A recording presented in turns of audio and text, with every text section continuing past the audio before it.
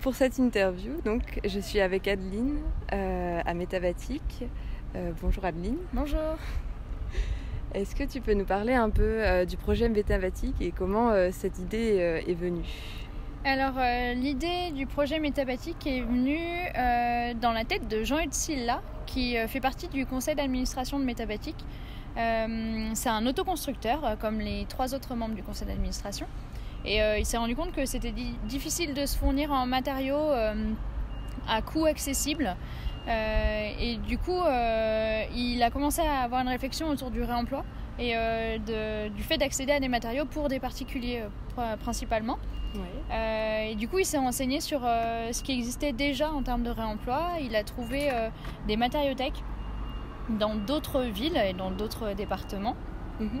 Et il s'est rendu compte qu'il n'y en avait pas en Auvergne-Rhône-Alpes, dans le Puy-de-Dôme. Ouais. Et du coup, c'est là qu'est venue l'idée de créer une matériothèque ici à Clermont-Ferrand.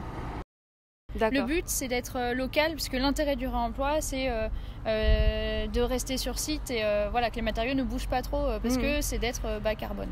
Oui, limiter le transport un maximum. Voilà. D'accord. Et vous êtes né quand alors? Alors Métabatic a un peu plus de 2 ans, il est né en mars 2019. Ouais.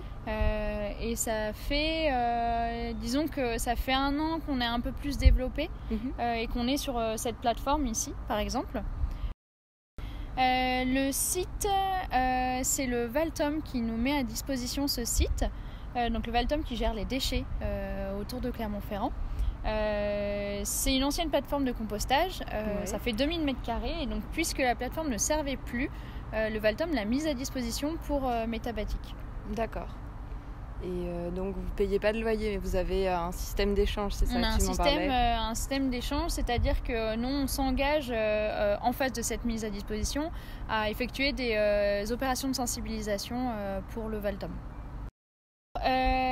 Donc la plateforme, déjà il y a eu un gros travail d'installation, c'est-à-dire que la plateforme était là, mais on n'avait pas toutes les barrières qui délimitent le terrain, l'accès, on n'avait pas non plus les containers qu'on a derrière nous par exemple, et les Algeco dans lesquels on travaille. Ouais. Donc il a fallu, il y a un gros travail de création du site. Il y a eu ensuite un gros travail de prospection et de se faire connaître des constructeurs, des démolisseurs, des architectes, des collectivités. Quand on a déterminé un peu les activités que Métabatic souhaitait faire, qui sont au nombre de 4, c'est-à-dire qu'on fait des collectes, de la revente, de la valorisation au travers notamment d'ateliers de bricolage et de la sensibilisation. Il y a plusieurs façons de faire pour les collectes. Ouais. La première façon, c'est on intervient nous-mêmes en tant qu'entreprise de dépose des matériaux lors d'un chantier de démolition. C'est ce qui s'est passé pour un chantier où on a récupéré des fenêtres en PVC. Dans ce cas-là, on est intervenu en tant que sous-traitant de l'entreprise de démolition. D'accord. Et notre mission, c'était de déposer uniquement les fenêtres. Pour ça, on a employé des personnes en insertion, afin d'avoir une équipe et de la main-d'œuvre. Et que ces personnes aient un apprentissage autour du réemploi aussi. Ça fait partie des valeurs de Métabatic d'avoir des emplois en insertion.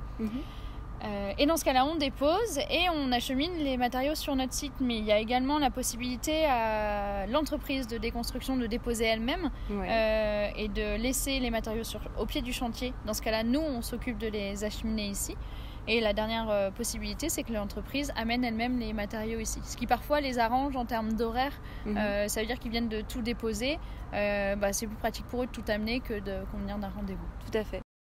De manière générale, on se concentre sur les professionnels. Parce qu'il faut savoir que la collecte a un coût.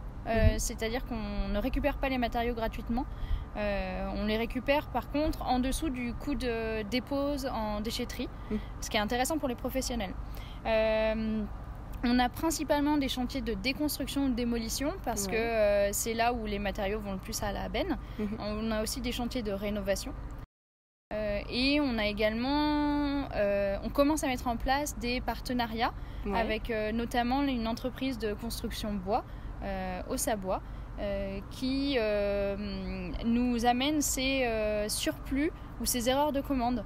Et donc ça veut dire que ce sont des matériaux neufs mais qui sont destinés à la déchetterie parce qu'ils n'ont pas leur place dans les chantiers d'Ossabois, et nous on récupère ce qui est réemployable.